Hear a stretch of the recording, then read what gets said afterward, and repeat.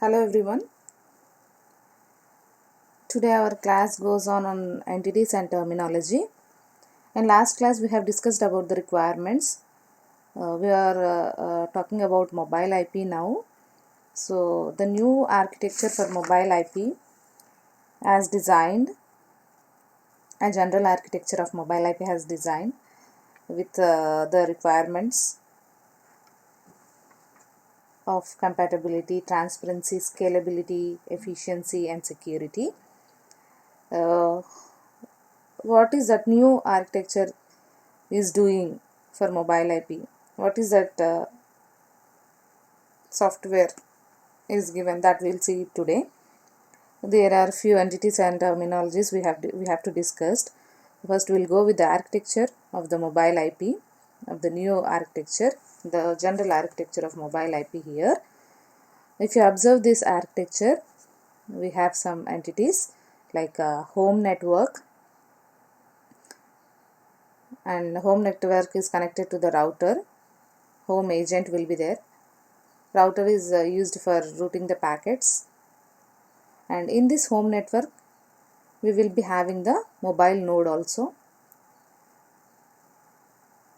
Mobile node is nothing but mobile device, and internet, and router, FA, foreign agent on the right side of the architecture, and one more mobile node in the foreign network. As we already know that this mobile node, as we are talking about the mobility wireless network, so the mobile node or mobile device will not every time stay in the home network. It moves out of the home network to the foreign network. A mobile node, if it is not staying in the home network, then it is called that mobile node is staying in the foreign network. Okay, foreign network means out of the home network. So this mobile device will move from one place to another place. So though it moves from one place to other place, from home network to foreign network, still mobility should remain same. Communication should go on. So here we are having router, foreign agent, which routes the packet to the mobile node even it moves out of the home network. And there will be a COA, care of address, which gives the address of the mobile node, which shares the address of the mobile node, where it is, what is the original address of it, what is where it is staying now, like that.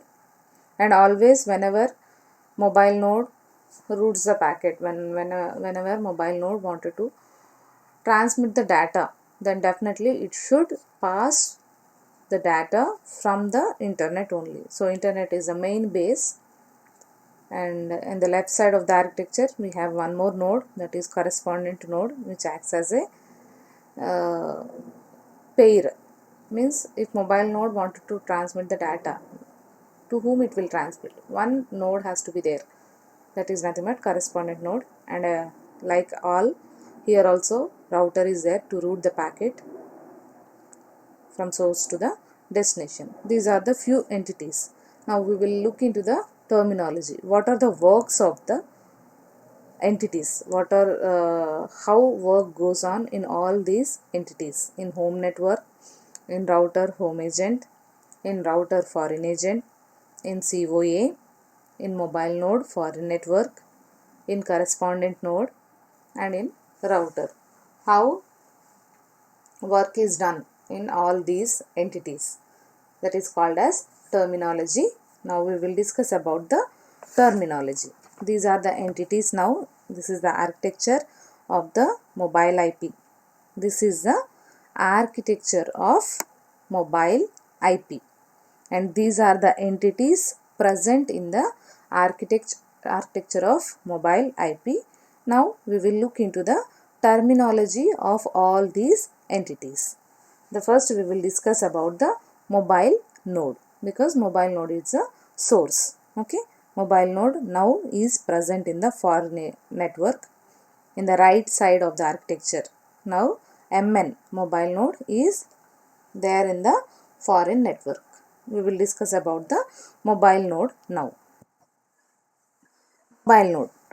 It is an end system, or you can call it as a router that can change its point of attachment to the internet using mobile IP. Taking that mobile IP, one mobile node can change its point of attachment. It can stay in the home network, or it can stay out of the home network, that is in foreign network.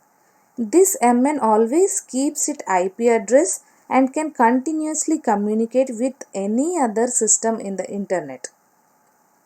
Keeping its IP address, it can communicate with any of the other nodes in the internet, as long as link layer connectivity is given. And this link layer connectivity is given by the TCP, and TCP, as I already told you, TCP can survive a little duration of point of attachment, so there is no problem. So link layer connectivity is given. So now mobile node can continuously communicate with all other remaining nodes in the internet, keeping its own IP address. And these mobile nodes are not necessarily small devices such as laptops with antennas or mobile phones. These router on board can have an aircraft also, or as powerful mobile node even on aircraft. Okay, this mobile node can be anything: laptop, mobile phone, router, or an aircraft also. Okay, this can be anything. Or not every time, if I say mobile node, not every time it points to the mobile device. It can be anything. Okay, we can use mobility on any device. Okay, the next one is correspondent node. If you see, the correspondent node is there on the left side of the architecture. Okay, correspondent node, CN node. So for mobile node, if at all it want to communicate with any other node, so at least one partner is needed for communication. So in this CN correspondent node represents this partner for the MN. The correspondent node can be a fixed one or a mobile one. Okay, it can be a wide network or it can be a wireless network. That is not our problem. Okay, we can means a mobile node can transmit the data to a fixed network, or it can transmit the data to the mobile network also, mobile node also, which is movable. Okay, so one partner has to be there, and here this correspondent node CN acts as a partner for the communication with the mobile node. Okay, and network. Okay, home network architecture. Home network is there in the left side of the architecture. Home network. This home network is the physical subnet of the MN. I already told you there will be a physical subnet for every address. Okay, physical subnet is nothing but the prefix of the address, prefix of the IP address. This prefix address tells the physical subnet of the mobile node. Physical subnet of the mobile node means home network of the mobile node. Okay, so this home network is the subnet of the MN, which belongs with the respect to its IP address. And no mobile IP support is needed within the home network, because in our location no mobile IP support is needed, because it is the home network, our location, our personal location. So no IP support, mobile IP support is needed within the home network. Is foreign network. Okay, in the architecture it is situated on the right part. Foreign network. Foreign network is nothing but the current subnet of the MN, with where it visits. Okay, current subnet of the mobile network means always this current subnet of the mobile node is not the home subnet. home physical subnet. Okay, current subnet is not the original physical subnet of the MN. Current subnet means whenever mobile node moves out of the physical subnet and moves out of the home network and reaches to the foreign network, then there will be some more prefix, some other subnet will be there. That is called as a current subnet of the mobile node. Whenever mobile node visits other location, a current subnet, a current prefix is given to the mobile node. Point of attachment is changed now. Whenever point of attachment is changed for the mobile IP, for the mobile node, then a separate subnet address is given to that mobile node, and that is not the home network. That is called as a foreign network now. Okay, and the next one is foreign agent is situated on the right part of the architecture and it is connected to the foreign network. It acts as a router. Okay, foreign agent. Foreign agent will provide several services to the mobile node during its visit to the foreign network. Okay, whenever mobile node moves out of the home network, foreign agent is the one which provides all the services to the mobile node, and this foreign agent can have the COA, which acts as a tunnel endpoint and forwards the packets to the MN. This COA acts as a tunnel. Tunnel means which transmits the data, or you can also call it as a router which transmits the data and or which forwards the packets to the MN. This foreign agent can be a default router for the MN, and foreign agents can also provide security services because they belong to the foreign network, and as opposed to the mobile node which is visiting. So whenever mobile node moves out of the home network, foreign agent is responsible for providing the security to the mobile node. Okay, so whenever it moves out of the network, it needs some security, some encryption has to be there, so that all things will be provided by the those all services are provided by the foreign agent. And for this mobile IP functioning, foreign agents are not necessarily needing. Mobile IP functioning means internet is the one which provides the mobile IP. So foreign agents are not needed for this. Okay, and typically this foreign agent is implemented on router for the subnet of the MN which is attached to. Okay, this is about foreign agent. And the next one is care of address. Care of address is situated at the foreign agent. This care of address defines the current location of the MN from an IP point of view, and all IP packets sent to the MN are delivered to the COA, not directly to the IP address of the MN, but here COA always delivers the packet to the MN in the IP point of view only, and packet delivery towards the MN is done using a tunnel as we have discussed.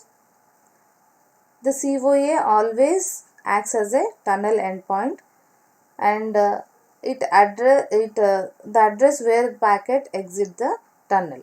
Okay, means COA care of address adds the new IP address of the MN whenever it moves out of the home network. Whenever it reaches to the foreign network, new IP address is given to the mobile node, and that new IP address is added by the COA only, because whenever packet goes is sent to the MN, it reaches to the home network only, whether the mobile node is in the home network or not. Packet will always reaches to the home network of the mobile node only. After that, if mobile node is not there, then the packet goes to the COA. Now what COA will do? COA will identify the IP address, original IP address of the mobile node, and also the temporary IP address given to the mobile node. So COA will add this temporary mobile IP to the in packet. What will be there? Destination address will be there, source address will be there. What is the source address? The permanent IP address of the mobile node. What is the destination address? The permanent address of the destination node. What the COA will do is, to the source address it will add temporary IP address of the mobile node also, because mobile node is not in the home network. So COA will add this temporary IP address also. So now foreign agent will understand that MN is mobile node is staying in the foreign network. So looking at the temporary IP address of the MN, this foreign agent will transmit the packet to the mobile node. You will understand this very easily when we discuss about IP packet delivery. Okay, no need to worry. And the next one is, in this COA only, care of address, we will be having two types. Care of address is of two types. The first one is foreign agent COA and the second one is co-located COA. Foreign agent COA means whenever mobile nodes stays in the foreign network, then that time COA identifies the IP address of the foreign agent. Now this foreign agent is an tunnel endpoint and forwards packets to the MN. If at all mobile node stays in the foreign network, then it is called as foreign agent COA. Okay, foreign agent COA is the one which provides the services to the mobile node. Co-located COA means, if at all mobile node is staying in the home network only but still requires any temporary IP address, then this co-located COA will work. This address is now topologically correct because mobile node is staying in the home network only and the terminal endpoint is at the mobile node. So always this co-located addresses can be acquired using services such as DHCP. Okay, DHCP is a service which provides security or transparency to the mobile node. Okay, so this is the difference between foreign agent COA and co-located COA. Foreign agent COA means whenever mobile node stays in the foreign network, then this COA provides services to the mobile node. Co-located COA means whenever mobile node is still in the home network, but if it requires any additional IP address, then this acts as a co-located COA. That is the difference between foreign agent COA and co-located COA. And the next one is home agent. In the architecture, home agent is situated in the left part of the architecture in between home network and internet. Agent. This home agent provides several services for the MN because it is the home network and it is located in the home network. The tunnel for the packets toward the MN starts at the HA only because it acts as a router, and whenever any packet comes from outside to the MN, home agent is responsible to route the packet to MN. This home agent also maintains the history of the location of the MN, where MN is, when MN came to the home network, when MN mobile node moved out of the home network. Everything, the history of the location of the mobile node is stored in the home agent, and it is informed to the MN's location by the current COA. So how COA knows about the mobile node's location means, home agent. Home agent is responsible to update the mobile node location to the COA, care of address. Okay. There are some alternatives are there for the implementation of HCA. There are two which are mentioned here. The first one is this home agent can be implemented on a router that is responsible for the home network. Router is responsible for transmitting or for forwarding the packets, and that is implemented by home agent. And this is obviously the best position because without any optimizations to the mobile IP, all packets for the MN have to go through the router anyway. So home agent knows everything about the mobile node. Whatever the packet is entering to the mobile node, whatever the packet is moving from the mobile node, everything, all the details will be present with the home agent, because home agent will act as a router which routes the packet to the MN or which routes the packet from the MN. And the second one is, if changing the router software is not possible, then HA could also be implemented on the arbitrary node in the subnet.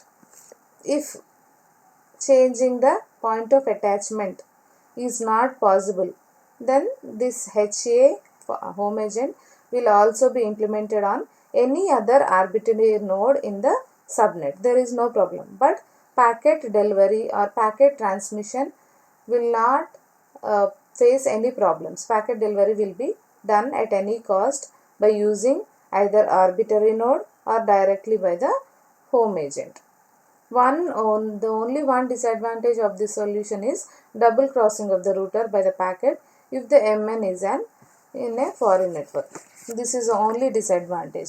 Means whenever packet comes to the mobile node, it always reaches to the home network, though MN present in the foreign network, because packet always goes to the physical subnet of the mobile node. What is the physical subnet of the mobile node? Home network.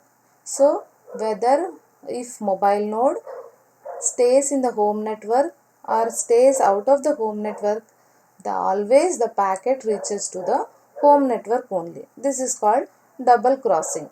Means if mobile node is not there in the home network, but packet has to reach to the mobile node. Where it will reach? It will reach to the home network. But mobile node is not there in the home network. Then what this home network will do?